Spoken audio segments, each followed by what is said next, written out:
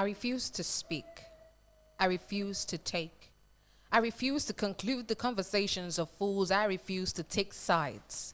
I refuse to flip through the pages of mumbling, bitter rage, piercing through the souls of the innocent. I refuse to neglect the vice called ignorance that has made some president resident in the hub of mediocrity. I refuse to tell the once upon a time, and now we don't know where we were ever after. I refuse to be the voice of silence. Hello and welcome to another exciting edition of Street Pen right here on Nectar podcast. My name is Blizz Bassey and I'm super excited to be talking to you. It's been a while, if you asked me. I have missed you. I know you've missed me too, right?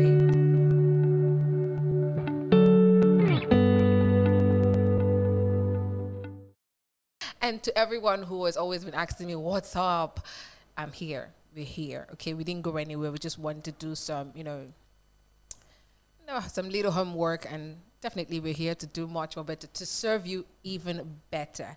So for those that are joining us for the very first time, you are welcome. This is Street Pen, and it is a program that is set aside for spoken word artists, for poets, for literature lovers, for those who enjoy art, creative art. So this program is definitely for you. And if you're a poet and you want to be part of the show, you can as well send in your entry, send in your short piece to all of our platforms on our socials, and that is Nectar Podcast on Facebook, Instagram. You can forward all of your messages, even on Twitter. You will definitely find us. And not surprisingly and wonderfully, we are now on YouTube, so you can follow us on all of our socials. We are here to talk to you, to make sure you're having an amazing time. You definitely know that as poets, we are best described as Wordsmith. Okay, I mean, there's no poetry without words. So we take our time to ensure that our words are well created, well carved, and some poets go as far as creating their own words. I've created my first word some weeks ago,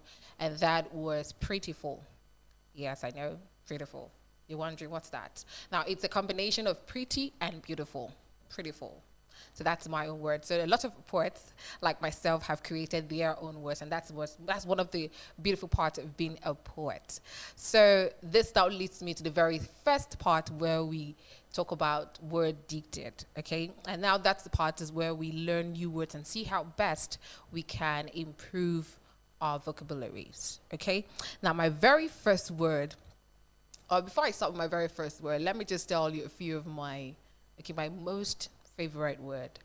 I've gotten teased with this word, and that word is, you know already, right? Geisha. Yes, it is spelled Geisha, geisha, and that means a Japanese woman or women that are trained to entertain people generally, in conversations. It could be conversations, it could be dancing, it could be singing. So when you see a group of women that entertain men in intellectual conversations, okay, they are best described as geisha. So that's my favorite word. So somebody used it on me some few weeks ago and said, "Oh, I've been geishaed." I said, "Okay." I mean, that's his own best way of just using the word. But at the end of the day, it's one of the things is, as far as you're a creative writer, you must try as your best to always learn new words. So my very first word in the word dictate, I scribble a lot of words most of the time, so it might be a lot. Now the first word is latitude. Okay, you might know this one, you might not. And it's spelled Lassitude. It's another way to say you're tired. It's another way to say fatigue. Lassitude. That's Lassi. Let me take that again. Lassitude. That's what it means. You might become. You're also conversant with this word, radiant. That's another way to say that something is glowing. Something is, brighter. So that's a popular word that you know, or a familiar word that you know. That's Radiant. Now another word I like here is sapphire.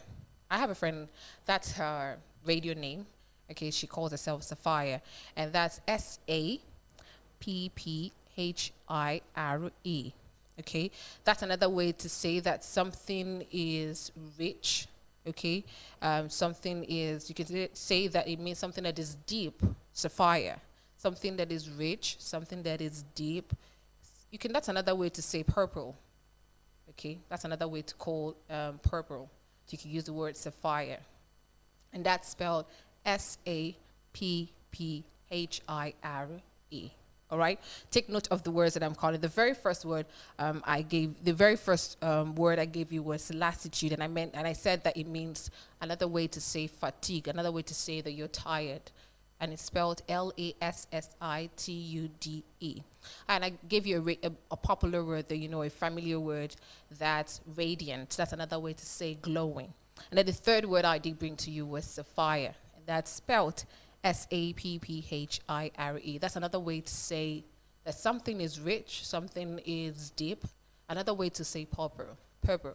Okay, the color purple. You can use the word sapphire. All right. So the very last word would be susurration. Susurration. That's Susuration.